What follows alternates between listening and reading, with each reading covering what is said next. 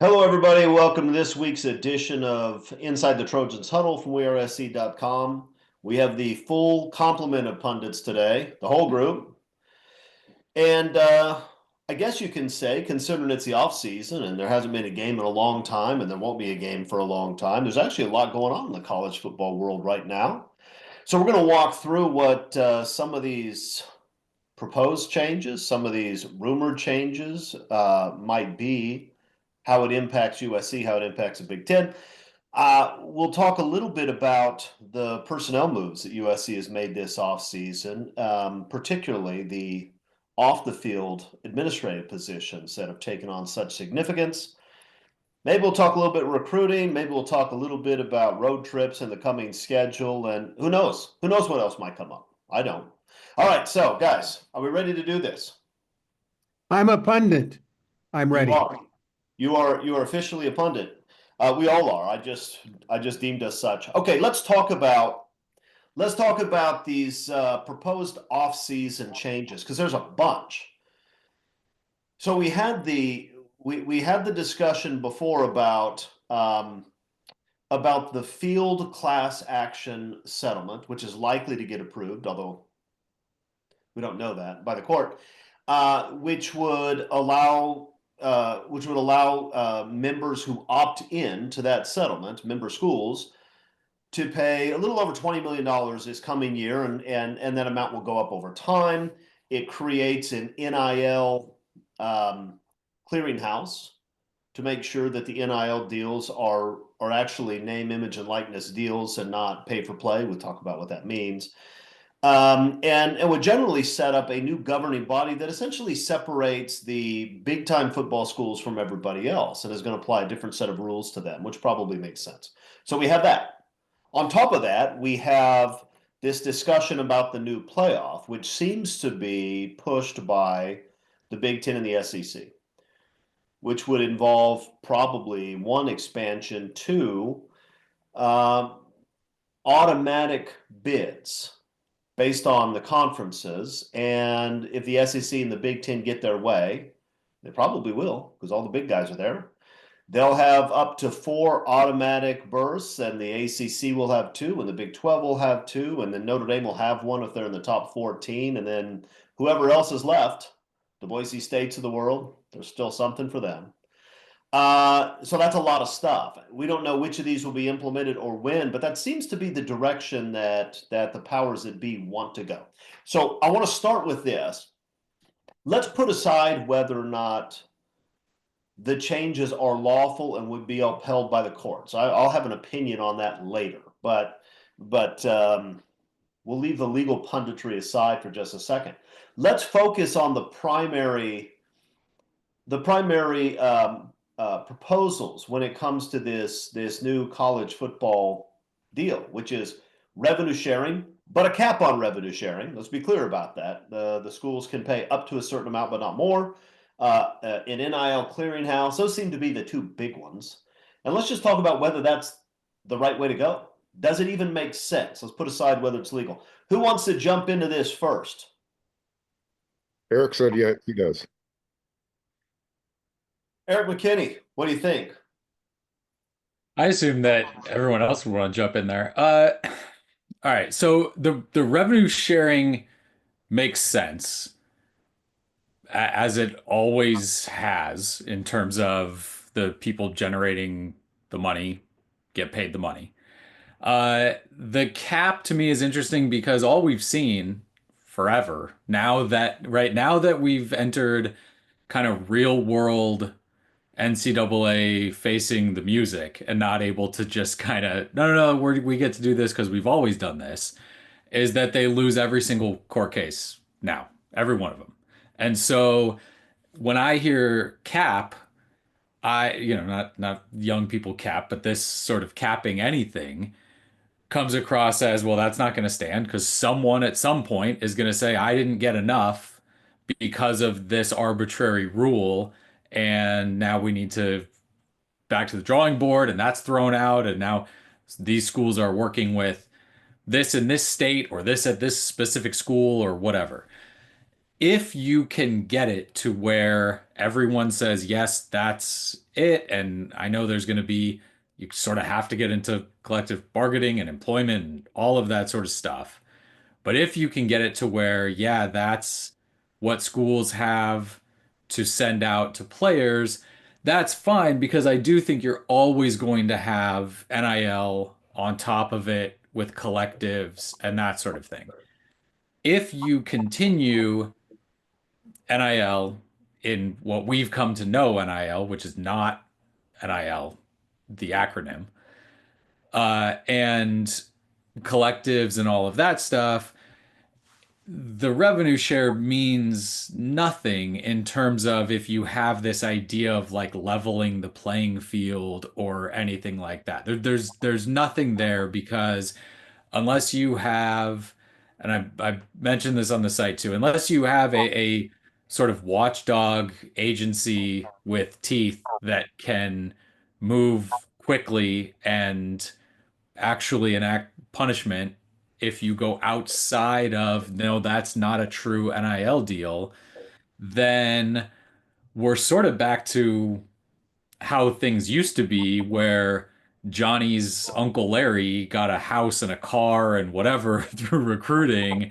and you just got to run things that way. And we're still a little bit in that with NIL. This kid's getting $2.5 million to do one video for something like that. That's not Yeah, what that's let about. me jump in. Let me jump in real quick because some people may be listening to this. Probably most of you understand what he's saying, but some of you may be asking, "What's real NIL? What does this mean?" NIL stands for name, image, and likeness. Name, image, and likeness is what a celebrity is able to protect from commercial use under the law. And the reason you can do that is because that allows Kobe Bryant to sell his name, image, and likeness to advertisers and make money. If everybody could use it without penalty, then nobody would ever pay Kobe or Shaq or Patrick Mahomes anything. You just take their picture and put it up somewhere, right? So that's real NIL. When the lawsuits against the NCAA first started, what the players were saying is you shouldn't be able to restrict my right to use my name, image, and likeness to get endorsement deals, just like professional athletes do, or frankly, like anybody else with notoriety can do. That was the argument. The courts approved that, rightly, I think. But very quickly, NIL became something else. How do we know it's something else? Because if the backup guard at the University of Texas, who nobody can name except his own mother, is making $350,000 this year for his name, image, and likeness, you have pretty clear indication he's being paid for something else. He's being paid to suit up for the University of Texas. He's being paid to play. So one of the things going on is that there's this proposal that you will have an NIL clearinghouse which would review all NIL deals and then make a determination whether they're legitimate or not. If Arch Manning signs $1 million deal with Nike, it's probably going to be found legitimate. If somebody you'd never heard of, is 18 years old, signs a $1 million deal with Nike, it probably isn't. And for all of you that are concerned about this, because we read on the message boards, well, how can you possibly tell? Guys, we deal with far more complicated issues all the time in courts and arbitrations, and we actually do it pretty well. There is a completely built out market for the selling of NIL.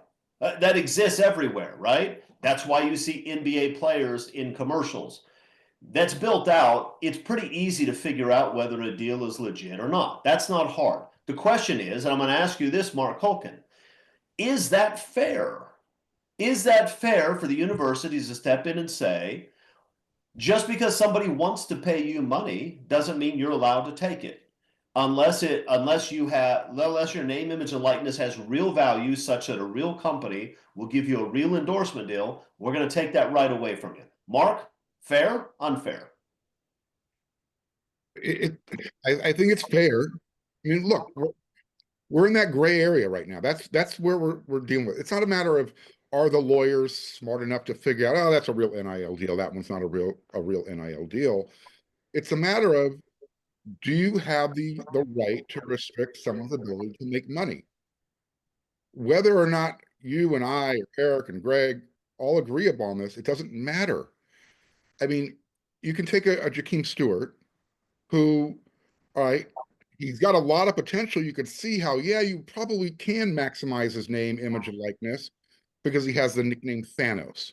So now all of a sudden you start getting creative with, well, there's that Marvel comic book thing, and we know somebody who works there, and we think we can get a deal together where every time that name Thanos is used, he can have a few pennies thrown his way. We have to just we have to cross that bridge. Eric touched on it. We got to just get into the whole collective bargaining thing. You have to just say, we are a business. If you want to make this kind of money, you're going to be taxed. You're going to have to work with a salary cap. Every school is going to have the same amount. And that NIL, I don't know how they're going to work it in, but yeah, you have to have some sort of governing body. I just don't know. It is such a huge gray area where every single person can have a representative from a college and say, I can figure out how to do it. I know you don't know Johnny Come Lately's name right now, but in 6 months you'll know his name. So let us market his name and prove that he's worth that value. I just don't know how you put the genie back in the bottle. Here's like Chris, here's the problem I think that we're in is that you are trying to, not you. If you want to take a shot at it, you can do it. Oh, okay. With a sense, it's Chris. You're trying to reinvent the wheel, sort of whole cloth with a thing that already exists, and you're trying to make that without making that, and you're trying to create like this other thing over here, and we can't get to this thing that we already have that works well and that both sides agree to. And yeah, there's problems, and you get a lockout here or a strike here, that sort of stuff. But you have a system that works at the professional level. And now in college, they're saying we need to create exactly that without doing any of the things that keep that in place, right? Well, And that's where you are right now. And I don't know.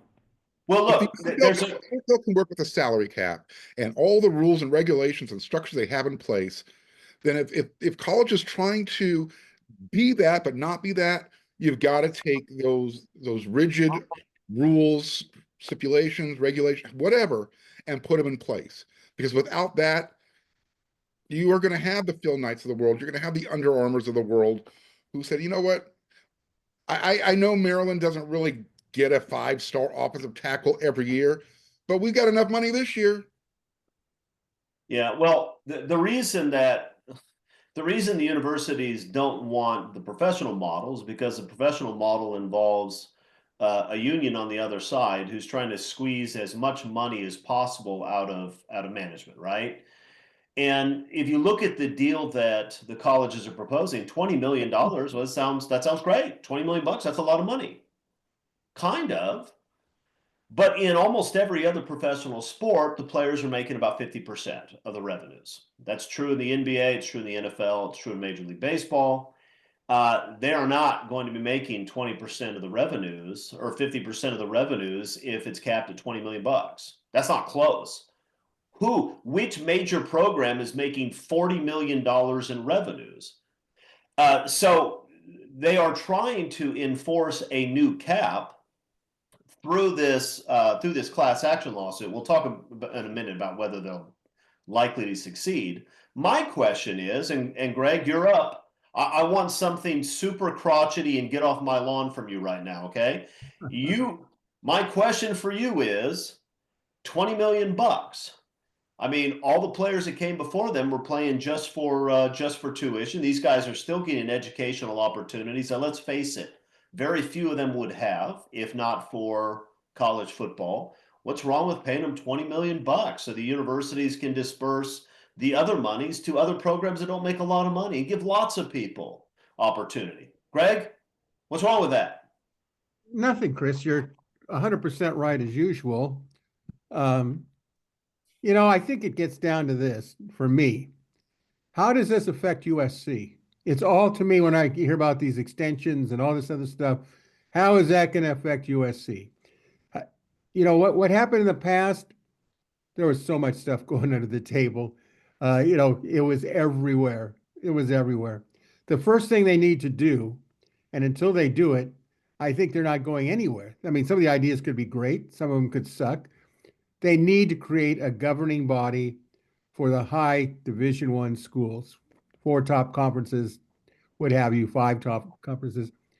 To remember, when you do that, you're not dealing with the rest of the schools that are part of the NCAA. You're dealing with a minor group of people. I don't know how many schools that would be. Maybe, you know, we know that the Big Ten has got what, 16 schools, and the SEC has what, something like 16 schools or whatever. If you start going that in that direction, you start saying, well, are we even going to have more than 100 and some schools? The question is how do you make it fair for everybody? Now, the question to me is, if you have a governing body, okay, with a commissioner and whatever, what have you, who's going to enforce whatever rules they come up with? How are they going to do it? Who's going to be involved? Okay. The big key to me is, do they have a cap, a general cap for all the schools? Such as example, you all can start off with $20 million. Let's just say this is you know, that might seem very low, but the real money, as we know, in many sports, is the money off of jerseys, off of, you know, memorabilia, all this sort of stuff, for which, you know, players can do what they want. They can set their own price or what have you. And, you know, that still needs to go through the schools. They just need to know from a legal standpoint, is this okay if I do this? But, you know, until they get a governing body, you know, everything from the playoffs to, I'm not going to mention all of them, but the bottom line is very simple. They better come up with a disciplined governing body as soon as possible, because I think the big year is 2026, that they redo the television contract. And I think I will. The new playoff deal you're talking about. Yeah. But the new playoff deal, Chris, is money. And we know that a lot of the money is going to come from TV at some point.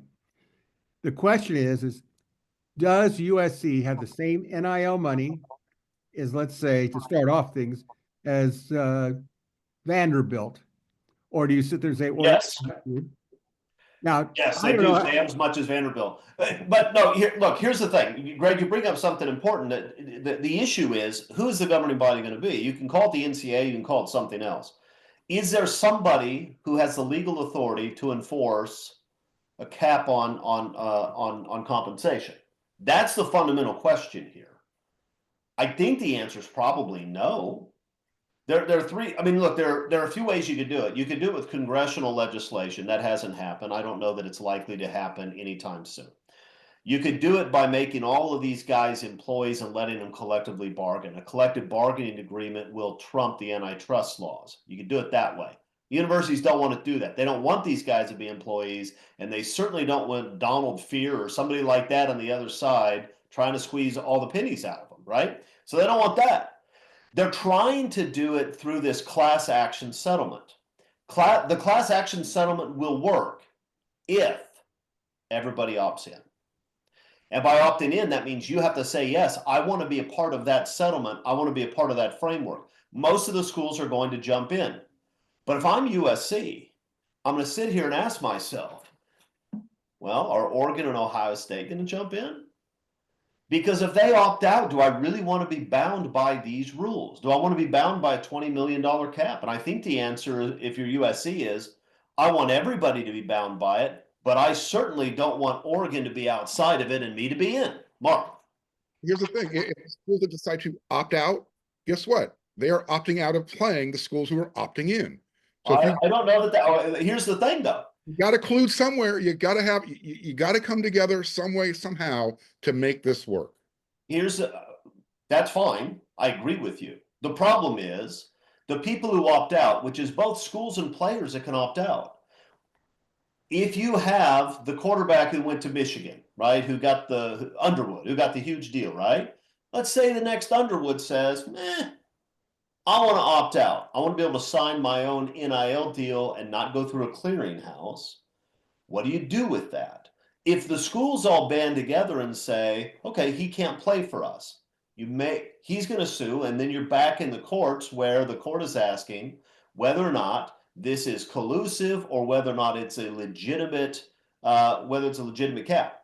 And what I'm telling you is they're going to lose, the school's going to lose that lawsuit. That's Well, what I'm telling you. the NFL somehow figured it out. All the teams, all the owners came together. We're not going to allow any play. Well, I know how they figured it out. Mark, how they figured it out. They have collective bargaining. Yeah. They have collective bargaining. That's how they figured it out. I mean, well, no, I don't think the players are voting for it. Yeah, you have to wait until you're 3 years removed from high school before you can play in the NFL. That's an ownership. No. It's all collective bargaining agreement. The players are absolutely voting on caps and restrictions and free agency rules. That is all on the table. Now, it may be that some of those things the players don't care as much about, and so they'll give the owners that in order to get something they want, but it's all subject to bargaining. The schools could absolutely make these kids employees, let them collect a bargain, and then the problem is solved. It may create other problems the school doesn't want, like, for example, the money they pay out is not going to be $20 million. It's going to be more. And you're going to have labor law issues that arise that they don't want to deal with. I don't want every 18-year-old free safety to be my employee, and anytime he's doing anything even tangentially related to football that I have liability for his conduct. I don't want that. I don't think the schools want that either. You can't have half your body in the water and the other half out. You got to go all in. You can't play it half and half. I understand what you're saying, Chris. I'm not arguing against what you're saying, but again, you have professional leagues. They've made it work with rules, regulations, collective bargaining. All of that is involved here. And if the players are going to play that game, guess what? Put on your big boy pants. You're 18 years old. Let's learn about collective bargaining 101. Let's learn about taxes and what it means to be an employee. Players are okay with it. I think if you told the players there's going to be a new college football framework and there's going to be collective bargaining, I think in very short order the players would say, yeah, I think I want that. And I'll tell you why they say that, because they're going to get a whole lot more than that $20 million. They are. And so my suggestion is not that it makes sense to do it half in, half out. Of course it doesn't. I'm saying this effort will fall apart, and it's going to fall apart because I don't think the courts will enforce it for those people who sue and say it's collusive because they opt out. And the reason we're here with this new framework is the reason we got here in the first place. The universities are still intent on keeping as much money as they can and as much control as they can. And because they're not willing to deal more fairly with the players, the courts will slap them down again. So I'm just suggesting that these discussions will ultimately fall apart into something else, unless miraculously everybody decides to opt in. But no, but how's everybody going to opt in? I mean, there are going to be players definitely, and probably some schools that say, no, we don't want anything to do with that. Well, and you're going to get players too. They found a judge to throw out JUCO years, right? You're going to get even if every school opts in, you're still going to get individual players that launch lawsuits and do that sort of stuff. So again, it's going to have to be, you're going to have to get in lieu of collective bargaining and making them employees, you're really going to have to get full buy-in and just like partnership from everybody. And that is just not going to happen. Because again, there's going to be a handful of kids that say, I'm not getting what I should get. And all you've seen time after time after time over the last handful of years is those guys get it. Those guys win. They win in court. They get the extra year. They get the money. They get whatever they want. And that's where they are right now. So trying to tell them, hey, you just got to play by kind of these rules that's going to help everyone out and we'll all be in this together. Sounds great, but it's just not going to happen.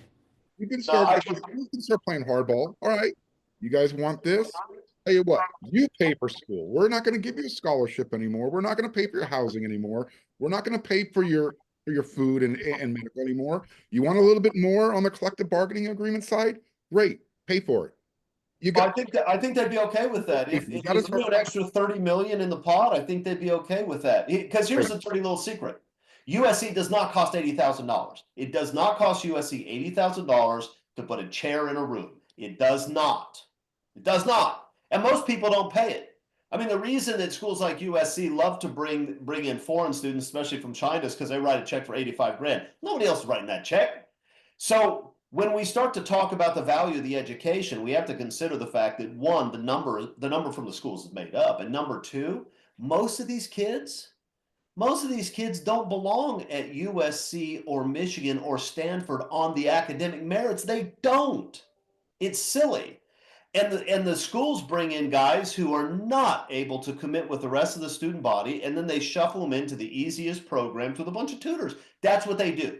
If the schools aren't taking the academic side of it seriously, and they haven't been, most schools haven't been for a very long time, why in the world would we think that the players should take that seriously?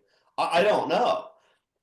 I had a proposal. I put it up on WeAreSC.com a week or two ago. You can go find the article. I'm not going to lay it out. I took away the cap, and I think there's a way they could have a program in place that the courts might uphold. Might. I just don't think this is going to. This is going to fall apart again. And until we have collective bargaining or congressional action, or until the schools come up with a plan that does not restrict revenue sharing, I think you can restrict NIL and get away with it if you don't restrict revenue sharing. But anyway, so I don't think we're getting any closer to a resolution, despite the fact that we have a lot of interesting articles that we can argue about. Now, where they can do something is when it comes to the new playoff. They can, and they will, and that will be enforceable. So here's the question. Let's start first with expanding from 12 to 14 or 16. Good idea, bad idea. Good idea. Okay. No, it's a good idea. I've written on this many times. Look, the more teams that are in it, especially if it's a national tournament, so to speak, the more the country will get behind it. What I don't like is, I know based on what I've read from Associated Press and some of these others, is that the Big Ten and the SEC are both supposedly in line for 4 automatic bids each. And I'm going, you know what? If you keep doing that, then you got a real problem. Okay. It probably works at the moment, that would probably work to SC's benefit to get in as a 4th team. I know that's not where we want to see them, but you want to get them in there. That'll cause, some positive momentum. But to me, they need to sit there and say, first of all, I said before, I don't believe there should be any buys. I'm not into that. I think it's ridiculous, but that's just me. The big argument is, what do we do if we're going to do that? How does that affect the rest of the games on a regular schedule?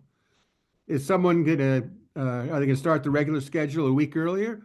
You'd say to yourself, well, they can't do that. My response is, why can't they? High schools are doing it. It's not a big deal. What the big deal is whatever rules you make, you got to make sure that they will be followed. And I got to think, if you have a strong governing body, and again, I've mentioned this before, and I'll probably get booed out of the stadium here. If you had a guy like Nick Saban to be the charge of it, who's going to be, he will be a disciplined person. That's my belief.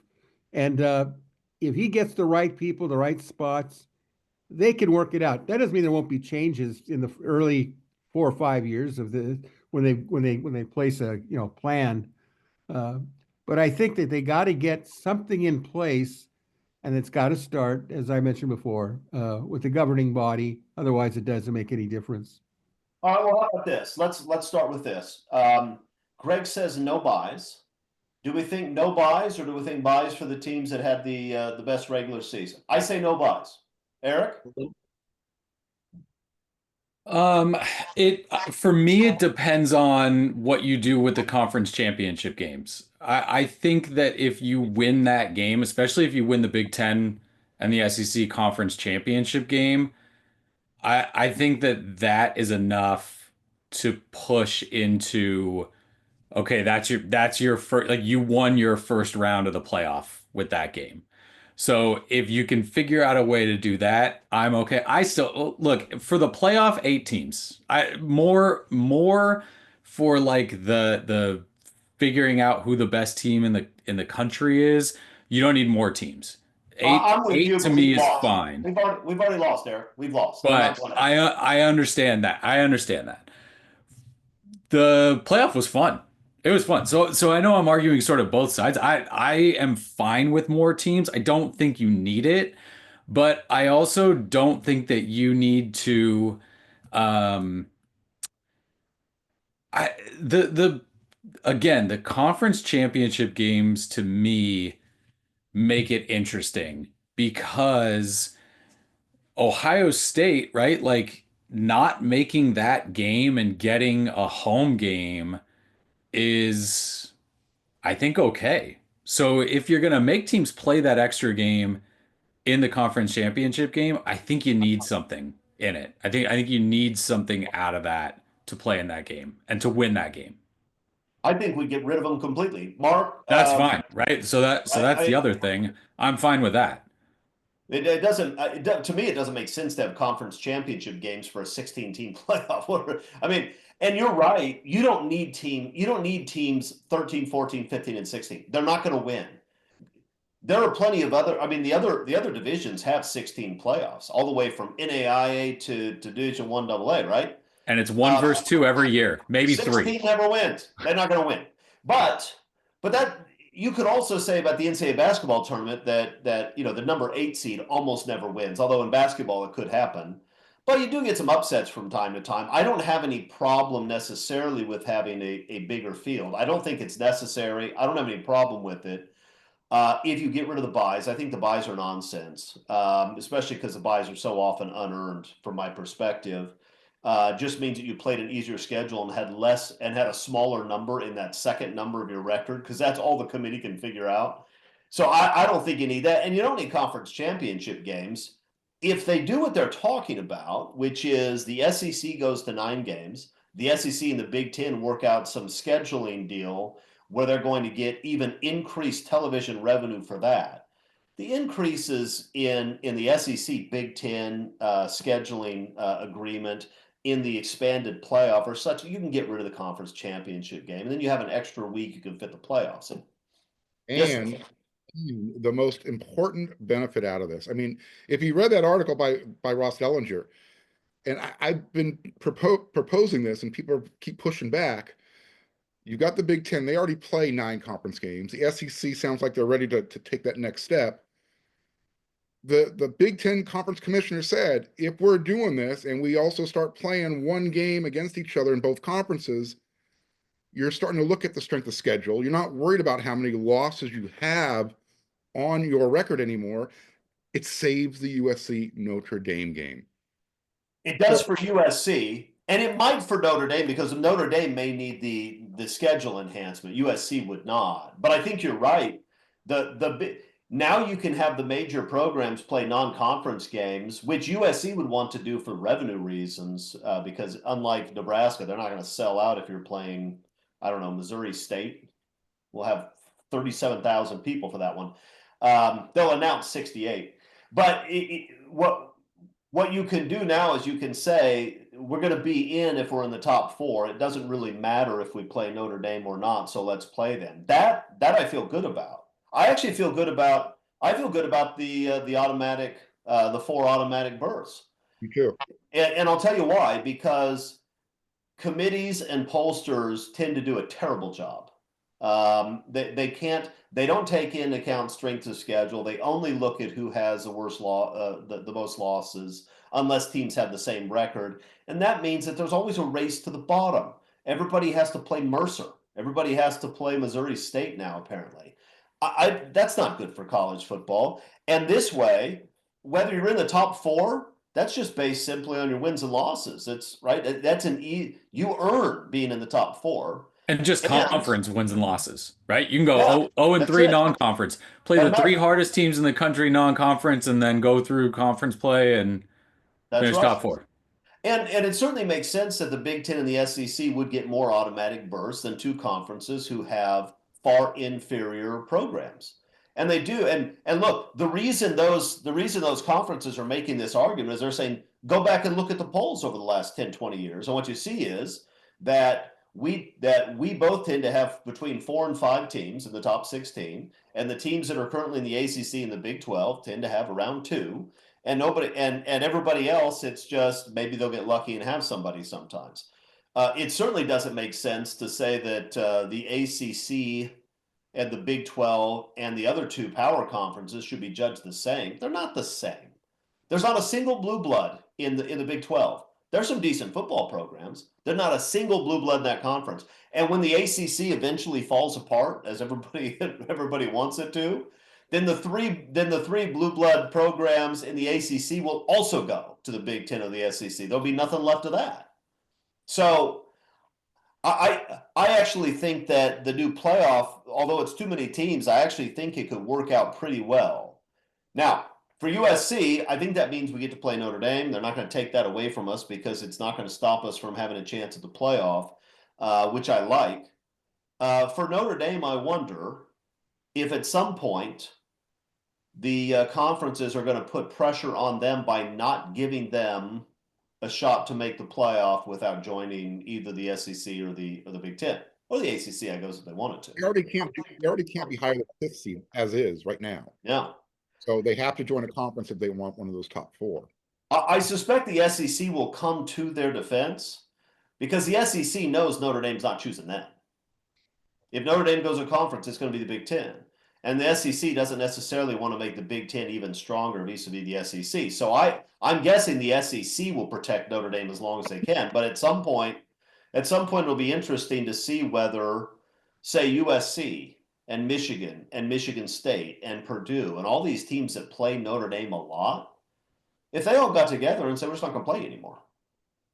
I'll tell you right now, Because if you're Notre Dame and it's, if you finish in the top 12, you drop everybody. You drop everybody and you play. I mean, not that you'd want to schedule, Northern Illinois all that often, but that's where you'd want to make your schedule, right? Because again, or if we lose one game, are you going to drop Notre Dame to 13, 14? Even if they play, a Boston College is on there or teams like that, but you're not going to schedule Texas and Ohio State and USC if that's sort of what's in front of you. Yeah, but I don't know how long that's tenable though, right? Because the reason Notre Dame can be independent is because they have a big committed fan base and a lot of people watch them on television. If I'm NBC and Notre Dame says, okay, we're no longer playing anybody from the Big Ten or the SEC, we're going to play basically a Mid-America Conference schedule, I'm going to say, that's cool. I'll give you Mid-America Conference money. You excited about that? So that's why I don't think they could do it. But and look, I don't think the Big Ten teams are interested in putting Notre Dame into that position right now. But at some point, if they got together and just said, you can join us if you want to play us, otherwise you don't get to play any of your traditional rivals. Not one. You can play Stanford. They're out in the ACC right now. That's it.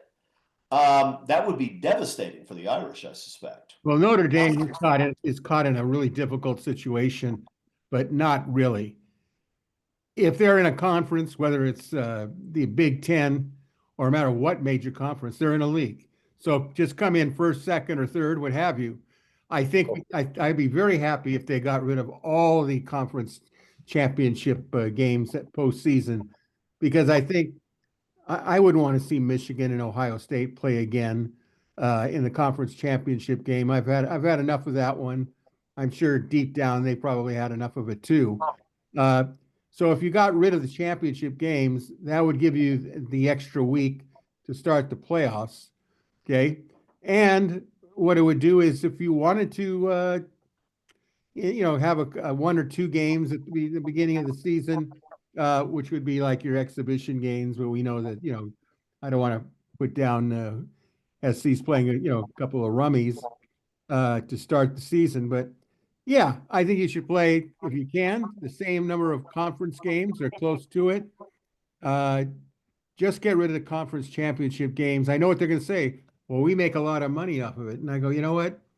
Figure out a way to make a lot of money if it's not there. And let me tell you, if TV wants to do it, it'll happen. They have the opportunity to make even more money with an expanded playoff and an ACC SEC deal, right? If Michigan and Alabama are playing, if USC and Florida are playing, if you have these games lined up every year and an expanded playoff, that's more money than they were making under the old system with that one extra game anyway, I suspect. Okay, let's shift a little bit back to Troy. Lot of off-season movement. Obviously hired a new linebackers coach, and we talked about him. I think everybody's kind of excited about him. Sort of a cross between Pete Carroll and Ed Orgeron. He strikes me as, which is pretty good recruiting matrix, I suspect. But all kinds of other hires, and let's start with this. Eric, just give us the high level summary of what it is USC did in the offseason with all these administrative positions. And let's talk about what we think that means going forward. What message does it send and what impact will it have? How much time do you have? Do you want? I got, for this answer, 3 We got minutes. 20 minutes to go through all of them. So Chad Bowden comes in as the general manager from Notre Dame. He reaches back into Notre Dame to grab Zaire Turner. She is assistant AD of recruiting operations. They go to Illinois to take Dre Brown. The two of them had worked together. That's Bowden and Brown worked together. Also at Notre Dame, assistant general manager position for Dre Brown. USC went into Wisconsin to grab Max Steinecker. That's the most, let me think, most recent officially announced one by USC.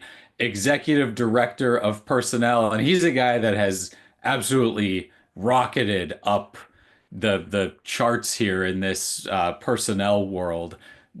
I think he's got two different titles that he's the youngest guy in Power Four to hold.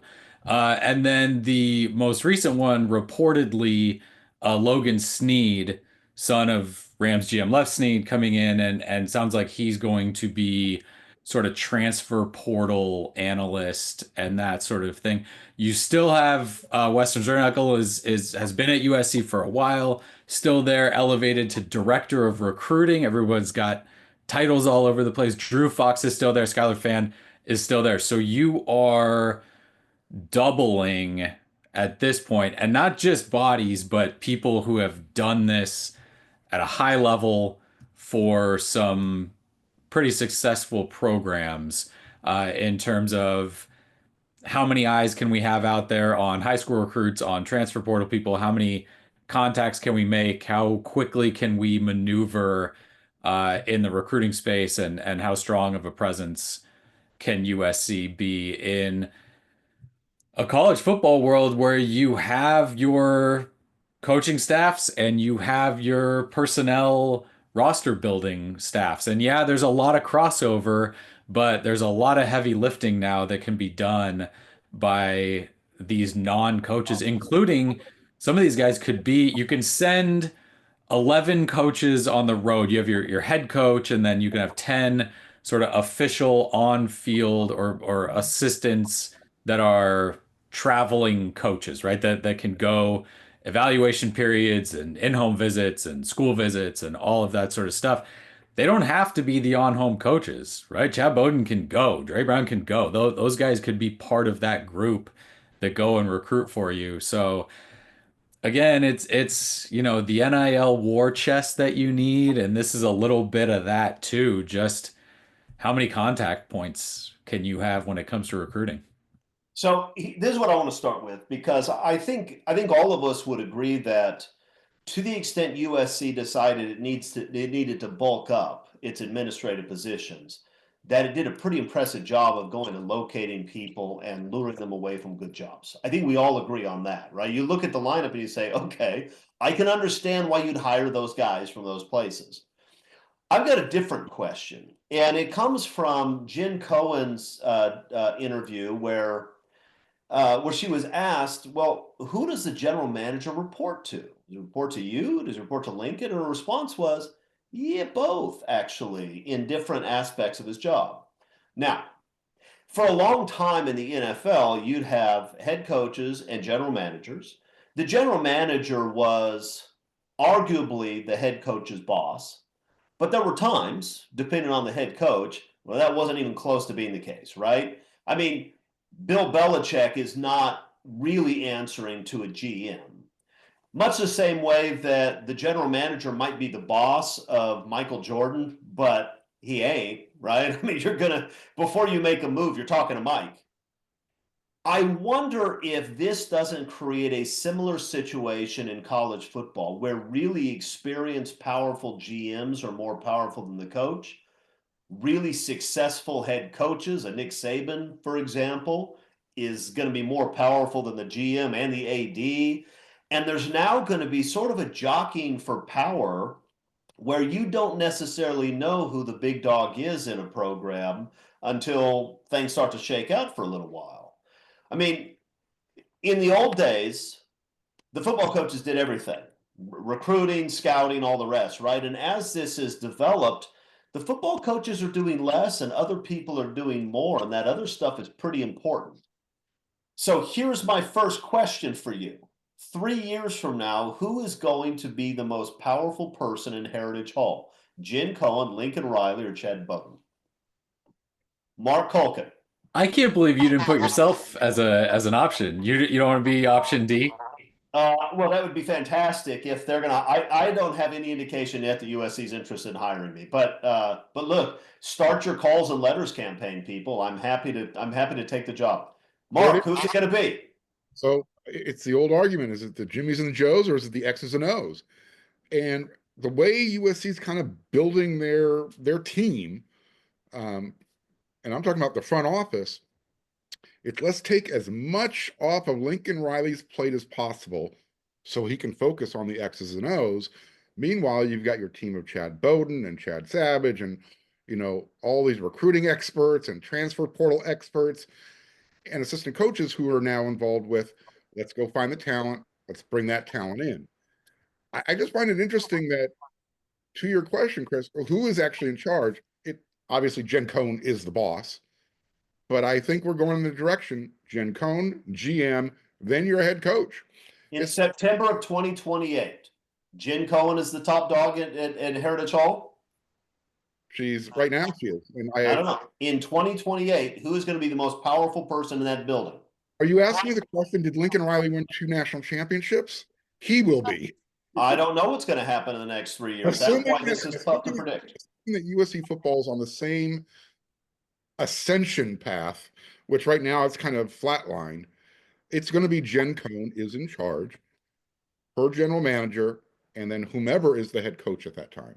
Yeah, if we're on the same path in 2028, it may not be Lincoln, but I'm going to assume we're going to win more games just because it makes me feel good to assume that.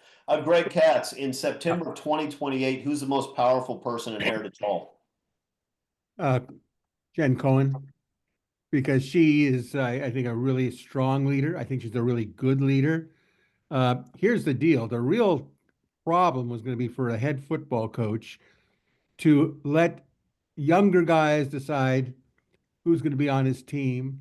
And I'm not saying that's actually going to happen, but in the NFL level, of course, you've seen the arguments between my GM wants this guy and I want this guy, and I'm the one coaching him, and my job's based on performance. And the GM says, well, if you pick the wrong guy, you're going to be out. And if I pick the wrong guy, I'll be out. I think when you look at it in terms of power struggles, the head football coach, I believe by that time period, may see things a lot different than the ones that have been in college football the last 20 years or 10 years, and may be adjustable to what a GM does. I mean, I could see where you could have a problem between a GM and the head football coach. If you know Lincoln Riley, and you don't even have to know him, but to see his actions and what he does, I don't care how many people they hire. if he calls timeouts at the worst possible time, if he does what is on the field, that's what's going to get noticed. The only time these guys that they just hired will get noticed is if SC really wins, and then people will say, "Wow, what a great job of hiring all these people, Jen Cohen."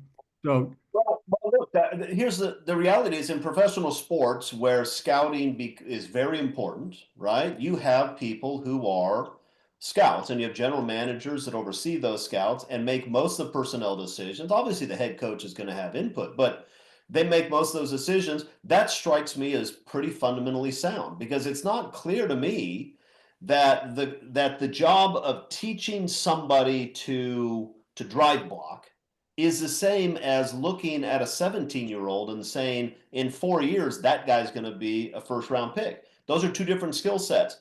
And there's some coaches that have both, right? Nick Saban had both. The great coaches had both. Pete Carroll was pretty good at it. Urban Meyer's pretty good at it.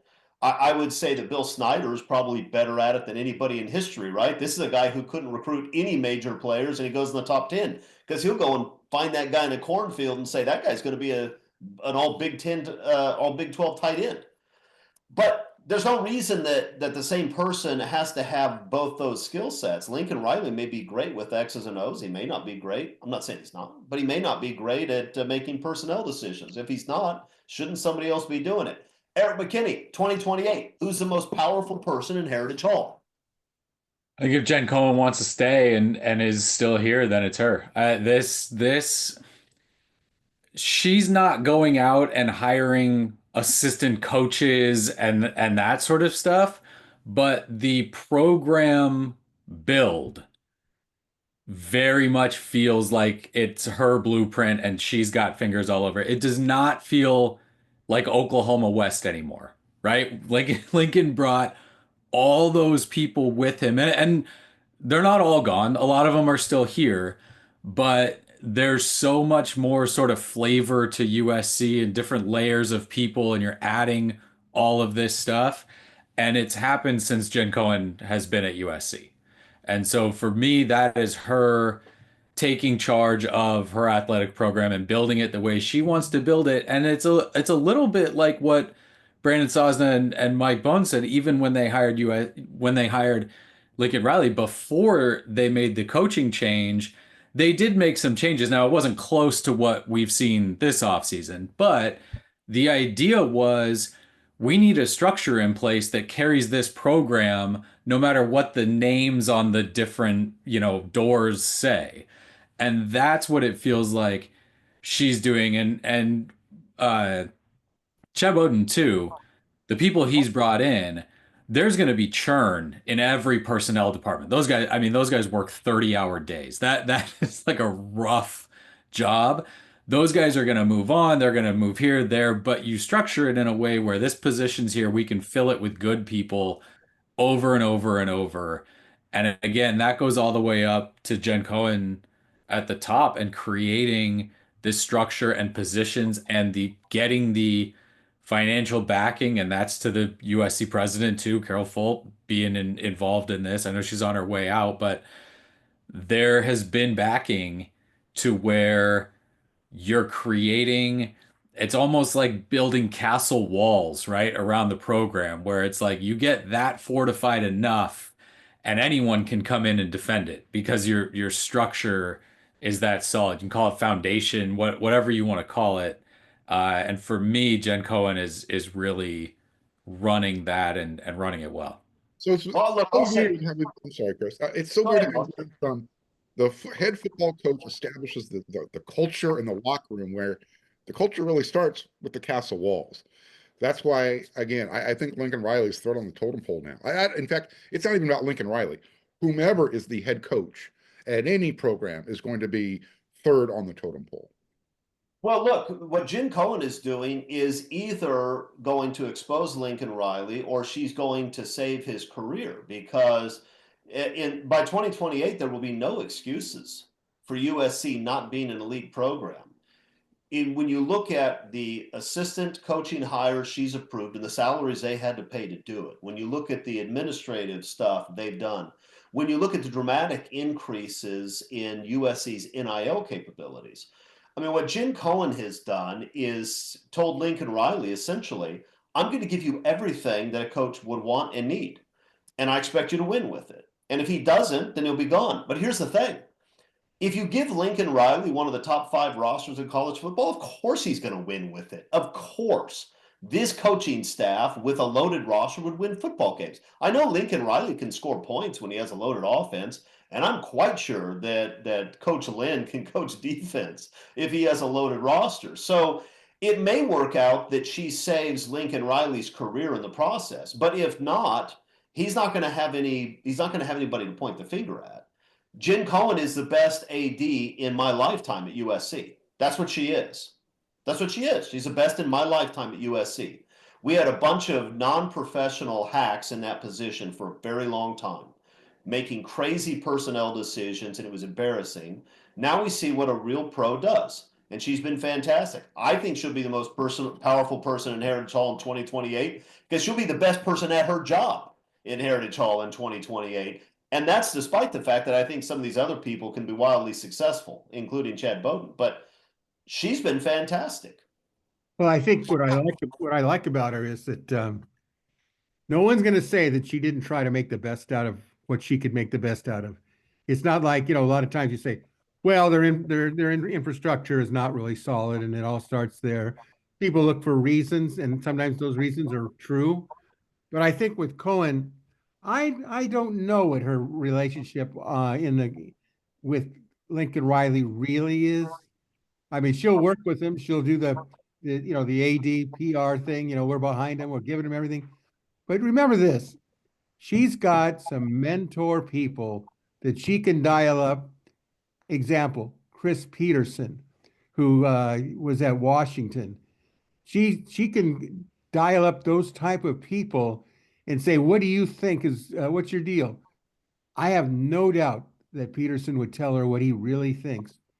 If it's basically 2 or 3 people that she really likes, and they keep telling her, you know what, you're not going to be, no matter how much money you spend on, non-coaching things, because at some point, they could keep changing assistant coaches all they want, but it's who's responsible for it? Who's responsible for all of it? The head football coach. And that's going to be the pressure on Lincoln Riley, because I think you all mentioned it at some level, there is no more excuses for him. He's going into what year is he going into? His 3rd year? If they don't do well, you know what? I wouldn't say that he would be back. I think Lincoln still has a built-in legitimate excuse for this coming season, and that is that USC was very late to the NIL game and they could not recruit the way past USC coaches had recruited.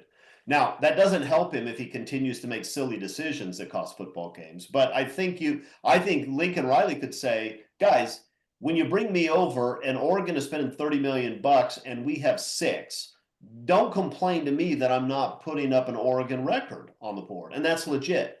I just think that goes away in the next couple of years because USC is making strides in these other areas that Lincoln Riley is going to have enough talent that he should be in the college football playoff. And if he's not, then they'll find another place for him to coach. I think that's pretty clear. If I had to bet, I would bet on him being successful because I think when he gets the talent in, especially with his newfound commitment to hiring star defensive coaches, they're going to be all right. Right? That USC coaching staff is all right. If you give them Oregon's roster or Ohio State's roster right now, that group of coaches will find a way to win 11 games. They will. That's not the problem.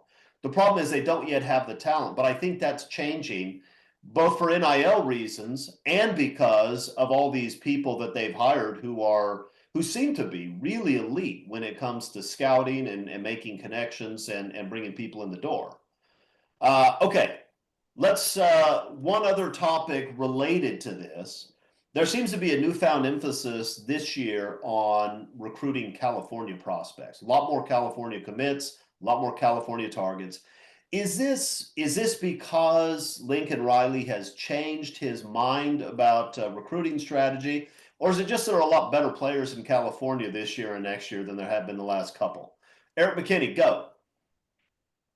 Both. I think it's both. The 26 class in California is very, very good. Uh, but they've been recruiting these guys for right. Brandon Lockhart's been committed. Like he committed to Dante Williams. Like he's been committed for a while. RJ Sermons was a guy they wanted for a long time. So it's not like they all of a sudden said, "Hey, we should look at these guys." Like they've been recruiting this class for a long time.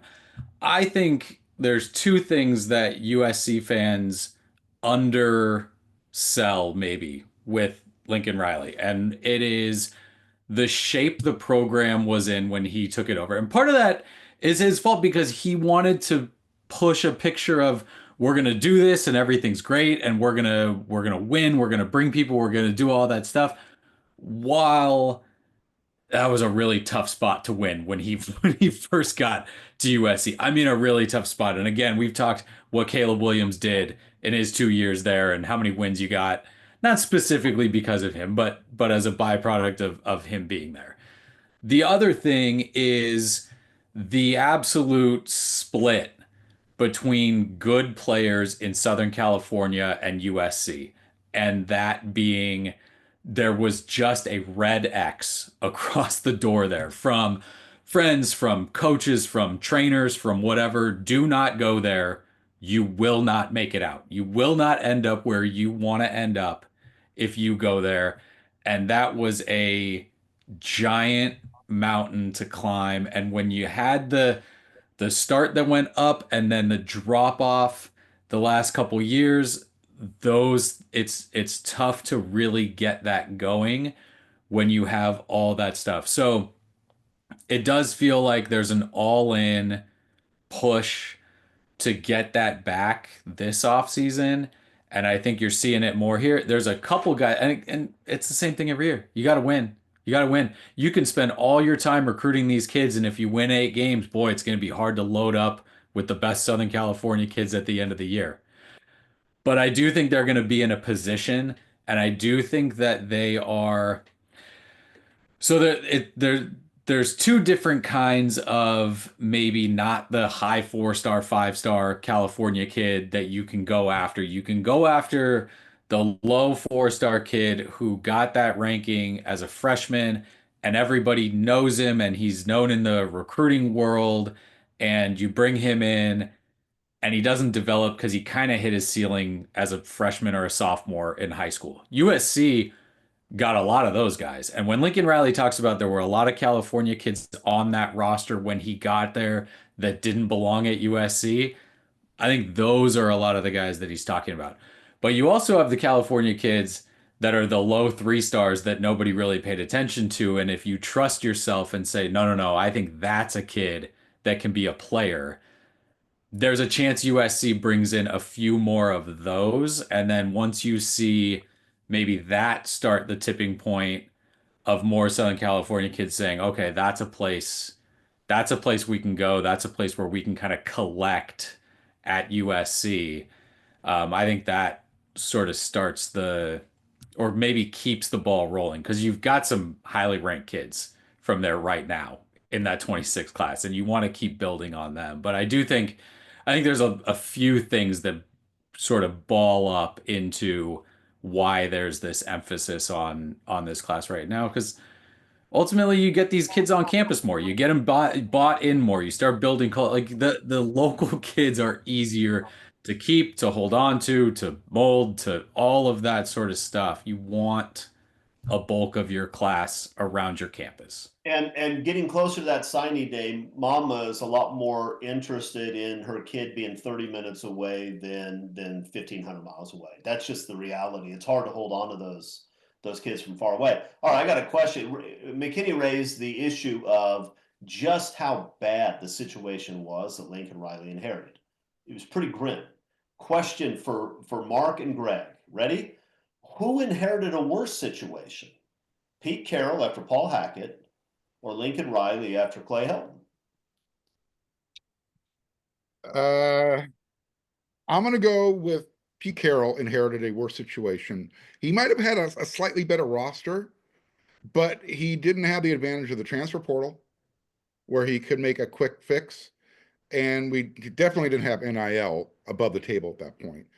So I think the biggest difference between Lincoln Riley's first 3 years of recruiting at USC going into and now going into year 4 is he and his staff, whether it was told you need to do it this way or he just had some sort of epiphany, was, and I think Scott even mentioned this on the message board, was, and you just mentioned 15 to 30 minutes away.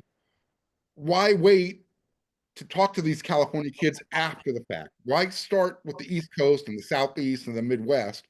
Start it earlier, talk to these California kids at home first, make sure they understand that they are going to be part of the process. We want them, and show them, and I'm using finger quotes, the love. I'm starting to get some feedback from folks who are part of the, the whole 7-on-7, 5-on-5, spring, summer circuit. And the first feedback I got was, and it was like, all right, cool, Chad Bowden, he's having a good effect. It was, I got this text message, Chad Bowden, dude, and it had 5 fire emojis. And I called the person, I said, so what did he do? He's just letting people know that, California is important. I'm thinking, well, did they say the same thing about Coach Riley? And he's like, you know what? Let me get back to you on that. Let me see what the difference is. So I go back to, did Lincoln Riley all of a sudden have an epiphany that we need to make sure California kids are appreciated and start talking to them sooner rather than let's just wait till they come on campus or the camps, or we get those 2 high school visit days that we're allowed to go to, whatever the case might be. They've definitely changed their strategy. Greg Katz, who inherited the worst situation? Pete Carroll after Paul Hackett or Lincoln Riley after Clay Helton? I think that probably the worst situation because of who he was and his experience. I think Clay Helton had a bigger problem. I think that Carroll. Clay Helton can't be rescued, but you're saying Clay Helton left the bigger You're asking me a question. I'm giving you the answer of what I think. Well, I gave you 2 names and you all answered with a third. Who left the program in worse shape? Paul Hackett or Clay Helton? Let's do it that way. Paul Hackett or Clay Helton? Yeah. Who left the bigger mess to clean up? I think that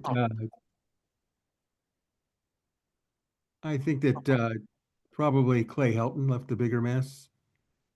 It's a tough one, though, right? I mean, those. Oh, I don't know. I know. I couldn't disagree with you more. I think that the problem is whoever came following, Helton or whatever, the image of USC was in dire straits. It was getting worse by the moment. People were making fun of things. You have to straighten out an image. Now, what I will say is this, in my opinion, Lincoln Riley was not prepared to understand what USC football means in Southern California to the local coaches, to the players who hear about these people like, hey, if I'm 10 years old, I've heard about Reggie Bush, but I think, in my opinion, that somewhere along the line, Cohen told Lincoln Riley, you've got to recruit Southern California kids.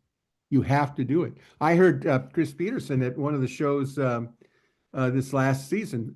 They were mentioning about SC getting good again. How's that going to happen? And he said, well, I'd hire, coaches, didn't give names, but gave like, defense, whatever. And then he says, and they really, really got to get into recruiting Southern California.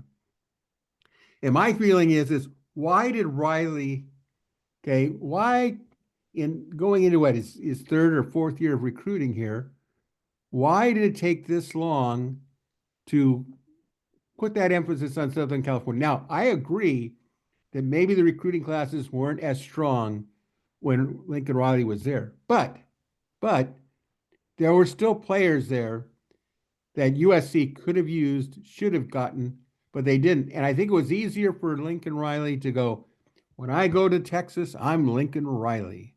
If I go to the Southeast Conference, I'm kind of Lincoln Riley, and I get coaches. But here's the problem. You're not going to win with players just from Texas and from the Southeast Conference. You know, even players in the Midwest, unless a kid really wants to come to Southern California and live, you know, he's got his whole family there. So they have to go and get players from Southern California. But what they have to do is get the really good ones. They can't end up at Ohio State. They can't end up in Michigan. I mean, I'm looking at Graham, who is at Servite High School, All-America defensive tackle, and he's leading the way for Michigan to win the national championship. He wasn't the reason, but he was, you know, really a strong part of it. And then Yep. you look at, you know, some of the guys that went from St. John Bosco, let's say to Ohio State, and you start shaking your head going, okay, why didn't they come to USC? My opinion, they hadn't sold those players that there was going to be a big change. Yeah, I mean, look, I don't know Wait, how many Chris, hang on. So here's part of it too. Look, when Lincoln Riley got hired, the very first thing he did was put together a recruiting event for all the best players in Southern California. Malachi Nelson, Raleek Brown, Makai Lemon, Damani Jackson, Jason Robinson, Dalen Austin, Roderick Pleasant, Mateo Uyangalele, David Bailey, CJ Williams, Mason Graham, Eli Ricks, all at USC. Immediately reached out to that group. Yeah. Recruited Yeah, all of them You know, hard. it doesn't make any difference other than to say, all right, you got them on campus. I know what event you're talking about. I saw a lot of it. And here's the thing. It gets down to signing these players. What is that? For my opinion, that goes down to the credibility and perception of the coaching staff, the head coach, whatever. I know Ed Ogeron used to say, if you're going against Pete Carroll recruiting and he walks into that house and you're recruiting against him, it's over. Because Pete Carroll had a way about him that I think Chris mentioned it. The moms loved Pete Carroll. And if you want moms to love Pete Carroll, you want the ones specifically in Southern California. And you want coaches that, like we all talk about, you know, the new coach of the linebackers is very charismatic, long hair. He's the type of guy that looks like a real linebacker coach that you'd say, you know, I could have a lot of fun with him. So if he signs a bunch of players, you know, you're going to sit there and say, well, he was the difference because he was a defensive guy. And as Chris mentioned, you know, the SC defensive group looks solid. Well, look, Anybody I hold, think I don't think anybody holds the first year against Lincoln Riley. Eric, you brought up all those guys he brought in for the. I don't think anybody holds that against him. I'm He just didn't have saying, like, you ended up with a few of those guys and they left. And, like, Right. the hit percentage on those guys is not great. Like, I'll take Mason Graham, absolutely. But, you know, and then maybe you start to get the sense that, hey, the Southern California kids aren't the kids that we need to load this roster up with. When, again, you got there and you looked at a lot of those Southern California and California kids on the roster, and those were the first kids that were, we probably don't need you here anymore. So Yeah, I mean, no, I think there's a lot that's- that went into that early. Yeah, part of it has to be that the California classes weren't that great. I mean, Malachi Nelson was supposed to be a superstar. He is not a superstar. He's now at program number 3. He keeps finding a lower level place to play. Damani Jackson was supposed to be an absolute game changer. Has everything you could possibly want in a corner. He wasn't very good. He just wasn't. Raleek Brown wasn't as good as he was supposed to be. So, I mean, part of it is that the California players probably weren't as good as Lincoln Riley had hoped, and this class probably is better. Part of it is, and we can't forget this, everything changed once people could start to write checks. Everything about recruiting changed. And the built-in advantages that USC had for 40 years disappeared overnight. Because even when USC was poorly coached, they would still win most of the recruiting battles against Oregon or places like that. They would, right up until the point where Phil Knight's checkbook became the biggest factor in recruiting.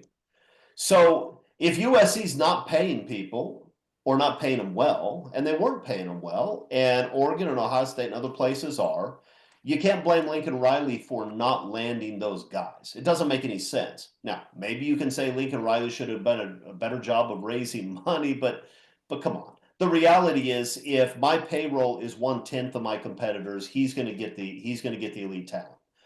That's not the case right now, I don't think. I don't know that USC has Oregon money, but USC is in a much better place.